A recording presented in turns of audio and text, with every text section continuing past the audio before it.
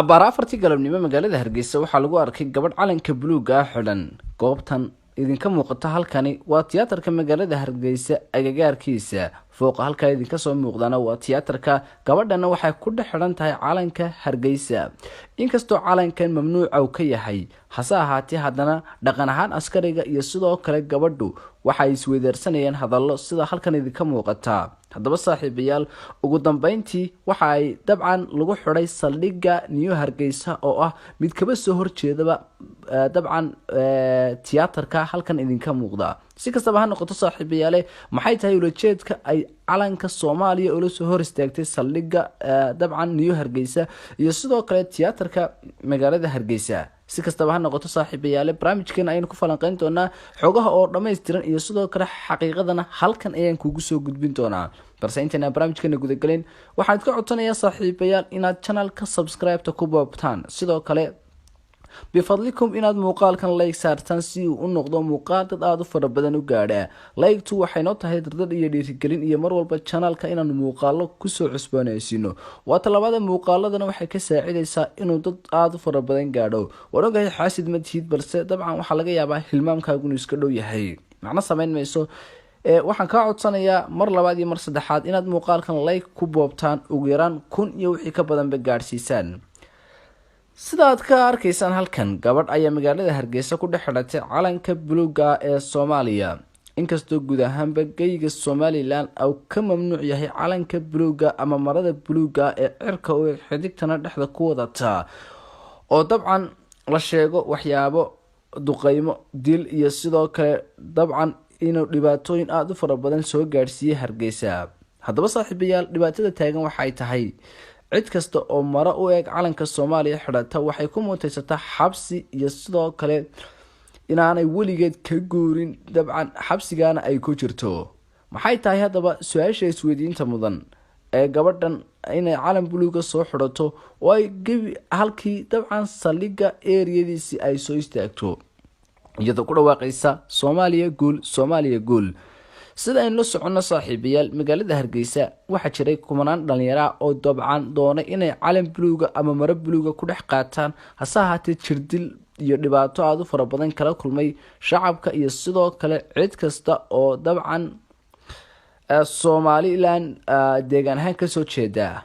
askari iyo sidoo kale shacabba waxay ahaayeen kuwa gacan saarayay. bariyo dhaweytoole ama habeene dhaweytoole aan idhaahday waxaa ka dhacday magaalada Hargeysa in gaadhi yar dabcan maro buluuga lala soo cararay. ciidamadii ay soo eryadeen ninkii marada buluuga watay oo gaadhiga iska tuuray.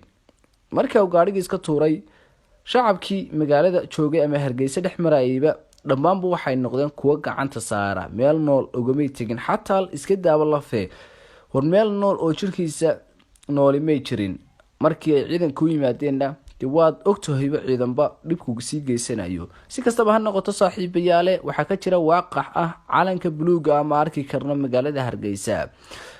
haddaba saaxiibayaal isweydiintuna waxay tahay ma ka simin haddaba dhalinyarada Hargeysa joogta majority-goodu calanka buluuga ma arki karno oo wala nagu xasuuqay, wala nagu laayay, dhibaato aad u fara badan ayaa naga soo gaadhay. jawaabtu waa maya. sababtoo ah waxaa jira kumanaan dabcan Soomaalinimada wax ka qiimeynaya. shantii Soomaali xamar ka mid bay tahay, shantii Soomaali xamar qayb bay ka tahay ama member bay ka tahay. marka laga yimaado siyaasadda la isku hayaan Somaliland iyo Soomaaliya. si kastaba ha noqoto saaxiibayaal waxbayaan hadal idinku daalinina. muqdisho waxa ay tahay waqti xaadirkan mid laga qaato calanka Somaliland, hase ahaatee Hargeysa iyo sidoo kale gobolada Somaliland ba waxay yihiin kuwa ka mamnuuca calanka Soomaaliya iyo buluugiisuba. gabadhan haddaba aan u soo noqonay waxbayaan gabadhan aynu soo noqono saaxiibayaal. haddaba gabadhan sidaad arkaysaan waxay la tirsanaysaa ama la murmaysaa ninka askariga ee meesha taagan ama ninka sarkaalka ee meesha taagan. waxay dabcan sheegaysaa waxyaabo aad u fara badan sidaad ka arkaysaan. dad aad u fara badanna way ku soo xoomeen. allahu aclam waxay isku hayaan waxay sheegayso, hase ahaatee halkan aan idiin sheego waxay tahay saldhigga New Hargeysa ama saldhigga tiyaatarka ka soo horjeedaba eeriyadiisa. kolley way yaqaanaan reer Hargeysa haddii ay muuqaalkaygan daawanayaan. haddii aanay daawanayna dhib ma laha oo dadka kale waa u sheegaya waa tiyaatarka saldhigga waa dhow. sababta ama mushkiladda ku soo kaliftay inay halkan timaada kolley waa mushkilad aad u weyn ama waa waxay dabcan tabanayso ama waa gabadh dabcan Soomaaliya iyo sidoo kale qadiyada Soomaaliya dabcan aaminsan haddaba saaxiibayaal way jiraan kumanaan kun oo dad oo dabcan aaminsan Soomaaliya iyo sidoo kale qadiyadeedaba asaatee dhibka taagan waxa uu yahay inaan haba yaraato waxba laga rasanin oo mar walba la sameeyo in aynu dabcan lagu caburiyo qof kasta oo yiraahdo Soomaaliya ama Soomaaliya u dooda ama carabka ugu soo dhufta bal iska badbaadiyay dadka maqaalada Facebook ku soo qora ama maqaalada oo Facebook ka diyaariyo dawladda ama dabcan si kale bay yiraahdo waxa uu noqdaa mid caqabad aad u kala kulma dawladda waxaad u malaysay qof maro buluuga xaday waxa jiray dhowr dhalinyaro oo dabcan maryaha buluuga xaday ama maro buluuga oo weeg calanka Soomaaliya xaday bas waxay kala kulmeen waaqac aad u xanuun badan haddaba saaxiibayaal bariyihii ugu dambeysay Somaliland waxay marka kasii dambeysay wajahaysa xaalad ah in Soomaaliya ay nacaybka u qabto banaanka keenaysay waxay dhib aad u fara badan kala kulmaysay dabcan shacab iyagu qadiyada Soomaaliya aaminsan walaga dhaxlay deegaamada Somaliland waxay kala kulmaysay dabcan dhibaato cid kasta oo deegaanada ka soo jeeda koonfurta dhamaantood waxay hayeen kuwa laga tarxiilayay ama la saanad ha noqoto ama meelo kale ha noqoto xataa iminka dambe waxa jirta deegaamo kamida Somaliland oo iyada waqtiga xaadirkan loo qabtay muddo 14 cisho ku dhawaada oo waxa kamid ah Ceerigaabo waqti xaadirkan 14 cisho ku dhawaad baa loo qabtay dadka aarareeda loo yaqaan ama si kale aynu rahnay koonfur galbeed ka soo jeeda qabiilkoodana la dhaxay Haweyn waxay hayeen dad ka shaqeysta Somaliland sababta si loo dambeysay asaate dastuurka Somaliland qodobkiisa 48 waxa ku qoran cid kasta oo 60kii ka horeysay